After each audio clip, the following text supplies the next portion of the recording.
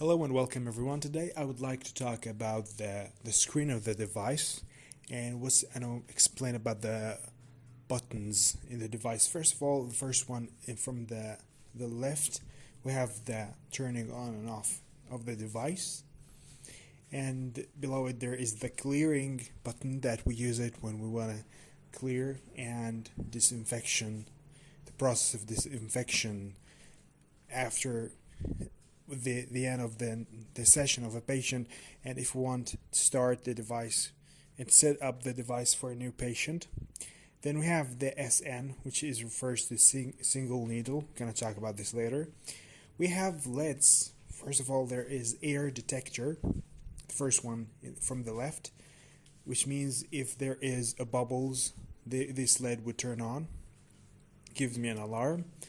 Next to it in the right there is a blood lake. If there is a leakage of blood in the system, the same thing, the LED would turn on. And below it, from the second row, we have arterial pressure. Gives you the value of arterial pressure.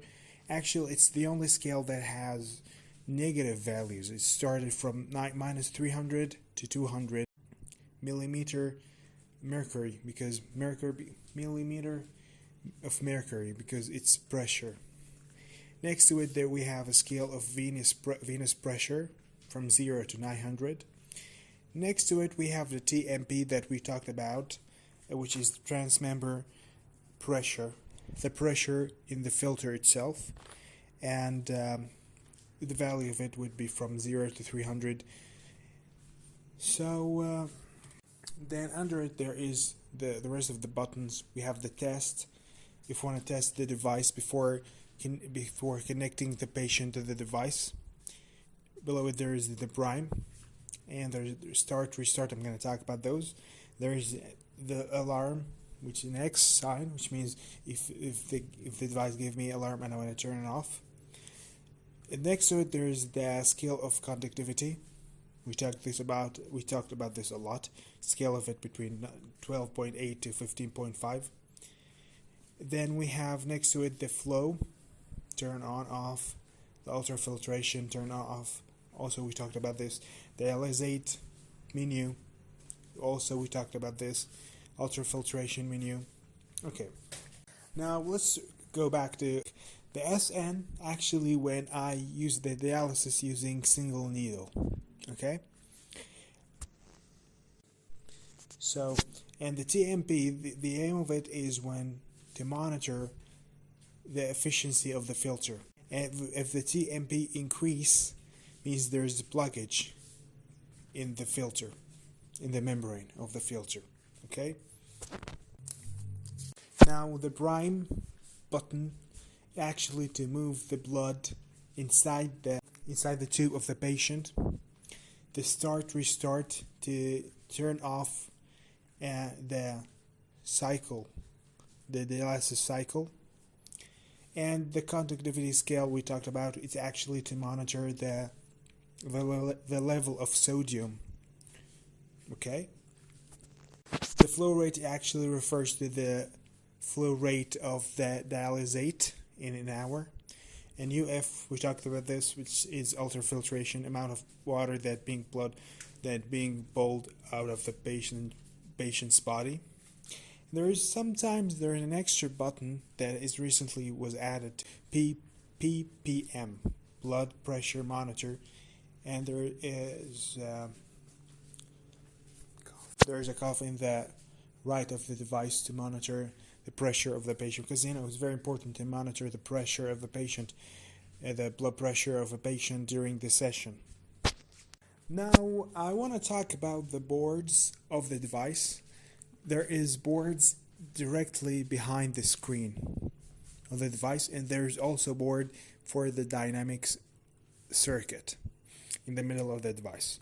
Now the boards that existed behind the screen, we have, I'm going to give you the name of it, CPU 1, which is 631, CPU 2, 632, input board 633, output board 634, and we have the screen board. Well, each screen has actually functions. For example, CPU 1 is related to language, temperature, alarms, flow rate, calibration, test of the device, test of the hydraulic unit. CPU 2, for example, related to air bubbling detector to activate the heater after each session. Most problems actually occurs from the board, the input and the output board, the LB633 and LB634. Most problems actually, and sometimes when there's a problem with the board, they just replace the whole board. And for example, each board has like LB631. In the right of the board, there is something related to the alarms, the lighting the boards, hydraulic test, heat transformation, and in the left of it there is something related to the language, something related to the flow rate. Actually, it's and for example, the LB632 related to the safety system. Okay, and each problem actually has to do with specific board. For example, if I have problem with temperature, I'm gonna think about the board LB633, and all of that is actually written in the data sheet of the device.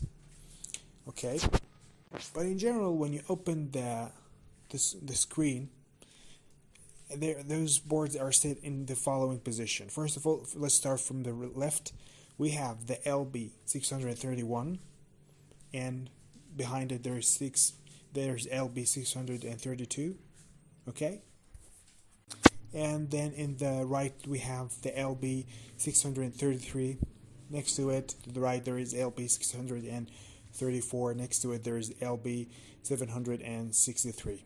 This is the name of the boards, and actually it's very important to memorize those names, because sometimes when there is a specific problem and the device gives you an error message, tells you related to the board, but for example LB633, LB633, you know what you should, if you want to replace this board, you should know the position of it. Okay, and we have the board of the screen, the name of it, which is LB922S, and we have the external connectors, which is parallel to the board screen, but in the other side, name of it, which is LB636. I'm sorry. Okay, and I say it like, for example, LB636 has to do with the calling of nurses system, the maintenance key in the back of the device, and the alarm sounds. And also we have electrical circuit, electrical board, and the hydraulic unit in the middle of the device, location of it, the name of it, which is 941. And this board is related to everything about the hydraulic unit, the valves, and the pumps. I'm gonna make, God willing, an episode, a video about the hydraulic unit, because there's a lot of details. I'm gonna talk about the most common valves, the solenoid valve, which is very common in dialysis machines. I'm gonna talk about pumps. I'm gonna talk about filters.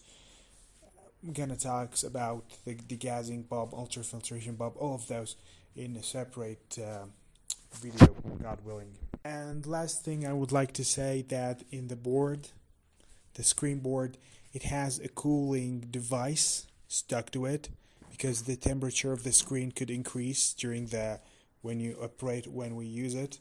So there is a cooling device stuck to the screen to decrease the temperature of it while it works. So thank you. I think that's it for today, and maybe in the next episode I would like to talk about the hydraulic system. Thank you so much.